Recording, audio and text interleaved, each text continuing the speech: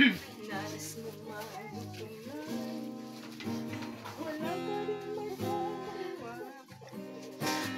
Nais mo maitigil ito'y lalong kasalanan. Nais mo bang hawakan kung walang patnubay niya? Ngunit ang katotohanan, wala ka rin magagawa. Nais mo maitunay, wala ka rin magagawa. Nais mo maitigil ito'y lalong kasalanan. Nais mo bang hawakan kung walang patnubay? Ngunit ang katotohanan, wala ka rin magagawa. Yan ang buhay mo, at yan ang buhay ko. Buhay na ipinagkaloob ng Diyos sa'yo. Siya ang nagbigay, at siya'y may karapatan na bawiin mula sa'yo ang hiniram mo siya. Nais mong matutunan,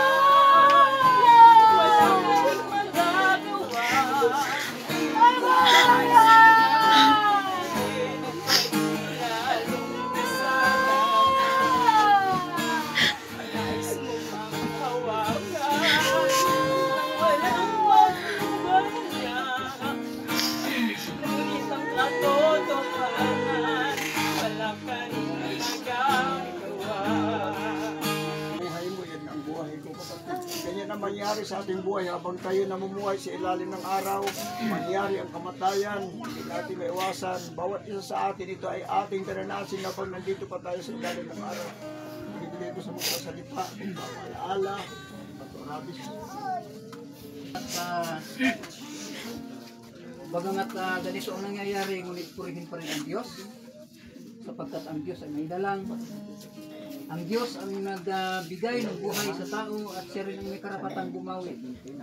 Sabi ng awit, nais mo magdugtungan pero wala tayong magagawa.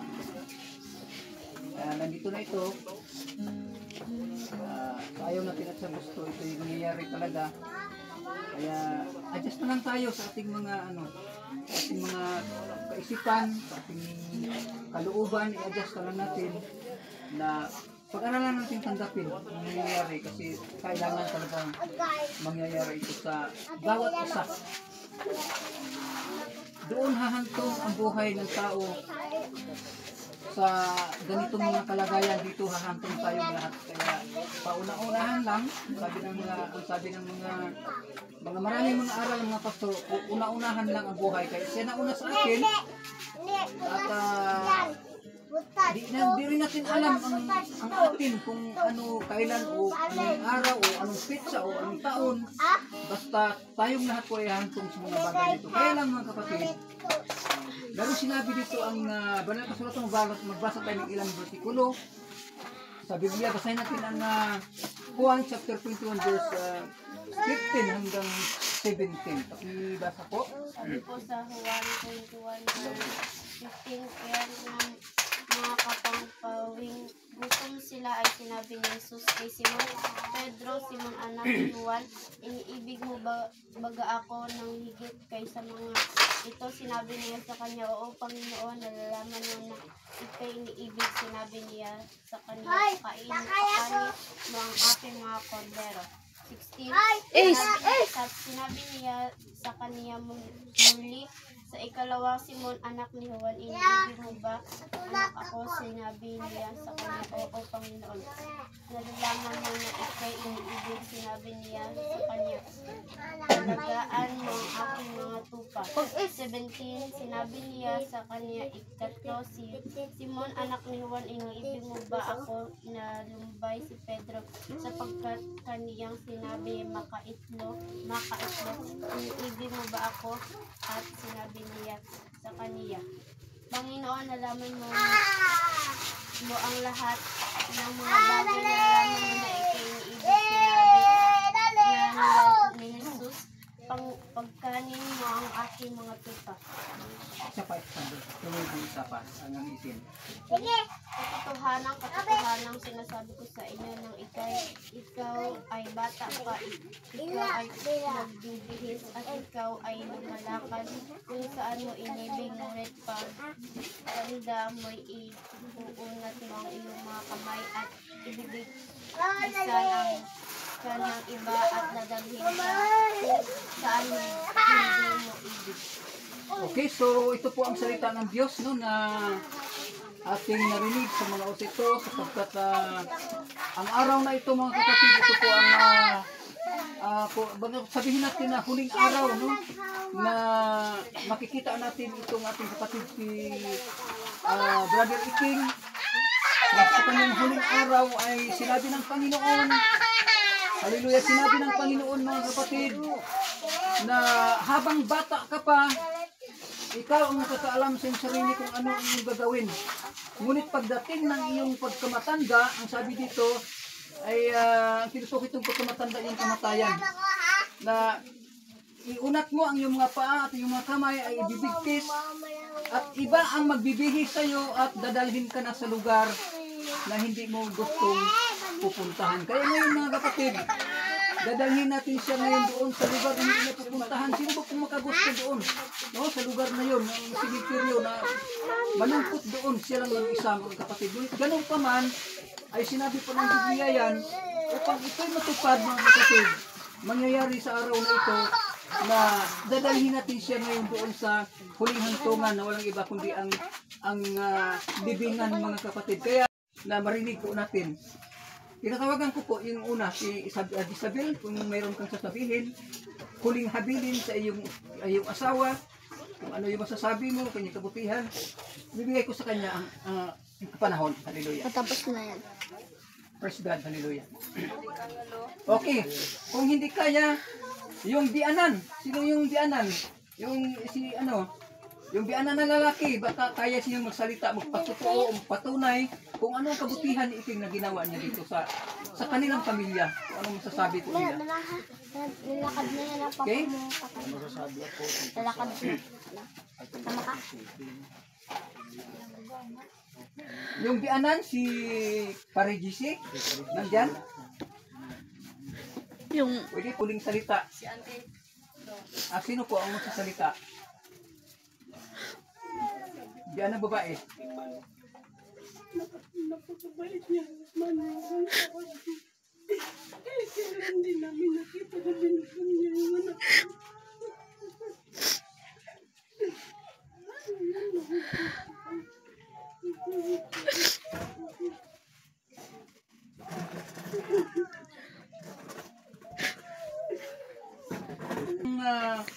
Gusto magpatutuo na sa kabutihan ni Iking sa kanyang buhay. Sino po?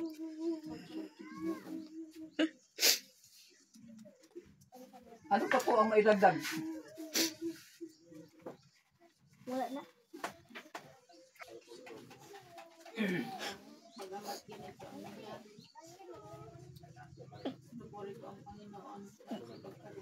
Binigyan niya ako ng anak ng mabait. Maalalahanan sa kami. Kaya sabi ko lang, King, wala kaming bigat. Sabi niya, huwag mo mag-alala, padala kita ng pagpilitas. Si Inday, wala na pagpilitas. Wala pagpilitas. Padalhan ko ba? Kasi yan na lang, King. Sa ganito ako. Sabi niya, Mama, pagsikap ako pa kasi 3 ang college ko. Sabi ko, nagbiro ka naman. Sabi niya, hindi. Habang nandito ako, hindi ako magsawang nagtulong sa inyo.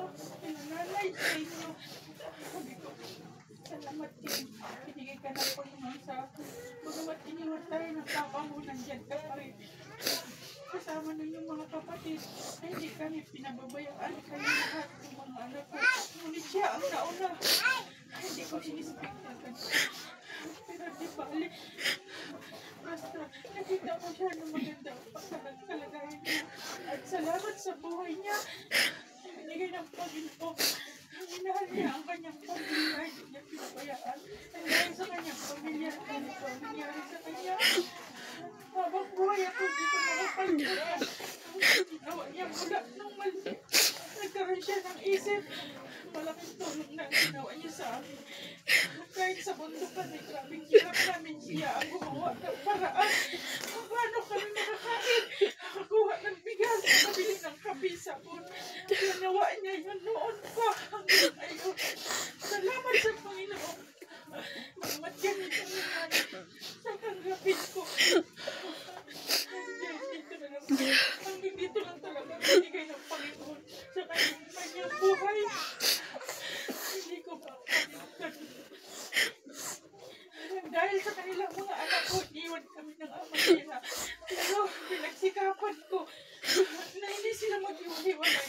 Habang lumalaki sila ang pagmamahal sa bawat isa na niya. Ginawa ko ang lahat para sa kanila. Alam yan ang mga magulang ko paano ginawa ko para sa mga anak ko. Yan lang ang masasabi ko sa kanila. Kung anong ginawa ko sa kanila, lumagas sila na may pagmamahal sa isa't isa at mayroon silang pagmamahal sa akin. Bagamat hindi nila tunay na ama, pero ginalang nila. Inisip nila na tunay na ama. At ang aking mga anak sa pangalawa, hindi nila inisip na hindi nila kapatid.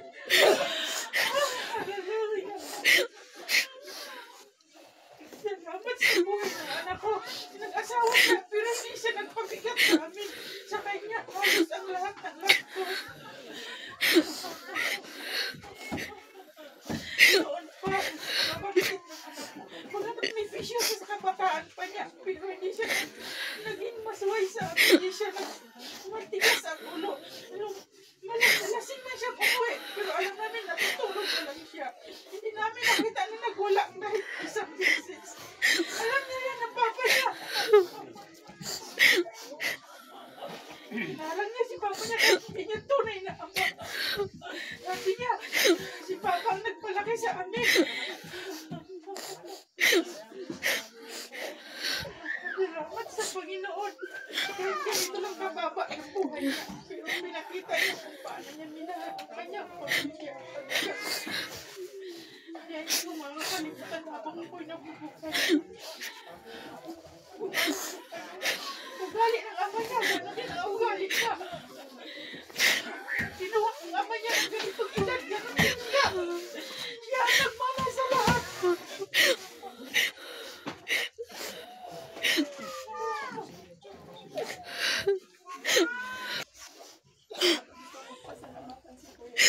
Sa lahat ng tulong niya sa amin. Pag-aaral ko. Nagabigla niya rin sa chat. Nagkatanong kung may pera pa ako. Nagkatanong guys, kumusta ka niya? May allowance ka ba ba? Kung wala, padalaan kita. Minsan, nahiya na ako kay kuya. Sige, padala ng pera. Nagsasabi lang ako na nakapadala na si mama. Kahit wala pa. Nag-chat na siya sa kuang. Nagtatanong kung may allowance pa ako.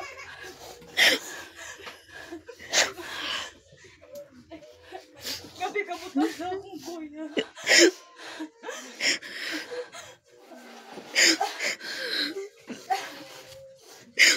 Kaya lang ko nilukuhan na kasi kung ang nanakuhay pa ko'y asawa. Lupos na lang akong lubot. Pero pag mapurod ko yado kong laparuhon.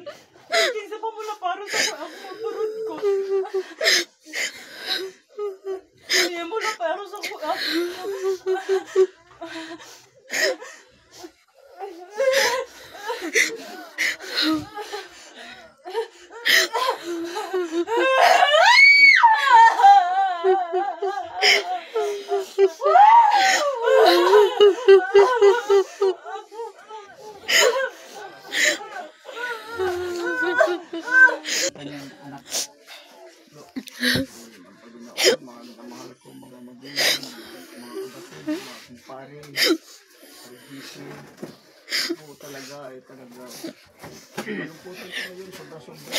sa mga pangyayari. Hindi natin naiwasan ito. At sa kabutihan natin sa atin, hindi basta-basta sinabi ng ating kasama na ito ang mga pangyayari. Kaya kung minsan bawat dating doon sa amin, binibiro ko yan na sana yung kasalubukang istin bibilian. Kaya ako talaga grabe talaga ang kalungkutan ko ngayon, pero sa iwasan ang Panginoon ang nakakaalam. Salamat ako sa Panginoon sa Kanya kahit sa ngayon ay ihatid na sa lingatungan. Salamat sa Kanya, sa Kanyang kasatihan sa amin, sa bawat isa. At malaking natulong ito.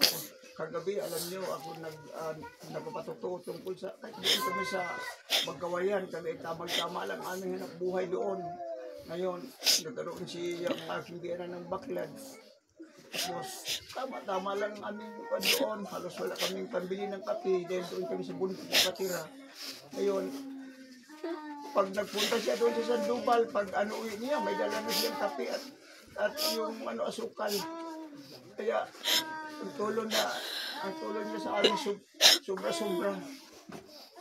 At nagpapasalamat din ako sa kanyang asawa na talagang sumusunod din sa kanya at sila ay nagkakaisa nasa ayusan hanggang ginawi ang buhay niya ng ating Panginoon. Kaya wala kami magagawa. Yan lang ang aking masasabi. Bumatin mo ko kaya. Yung bilas. Ay mo ko na ito yung kwan dati. Ikaw pa nagaturo ka na kung paano. Paano Pero, ang dati. At ang pagkatabo. Ikaw mismo maguna ka na ito. Dati ka nag-guide ka na kung paano.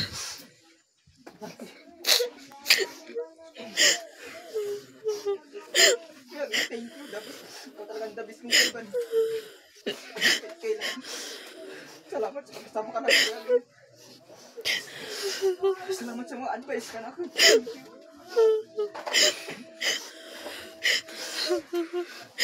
Turing mo akong parang di ba yun? Nagsalita kang kuya. Para man nakita ka istorya ng pagkataho. Kung man nagbilin ka na akong kuya. Bilit ko.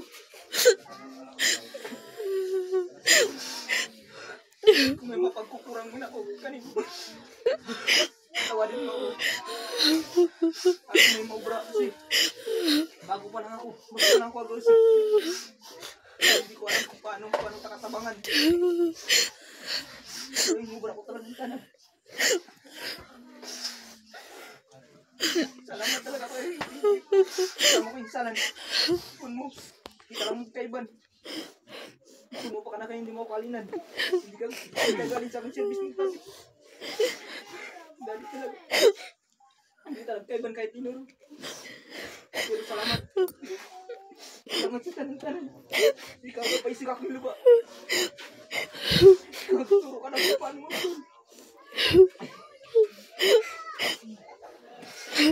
Salamat talaga kayo. Thank you.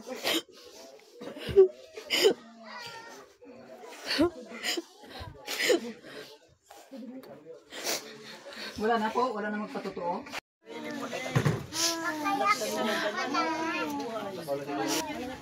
Sunod kayo sa cross, ha? Pagsunod kayo sa cross.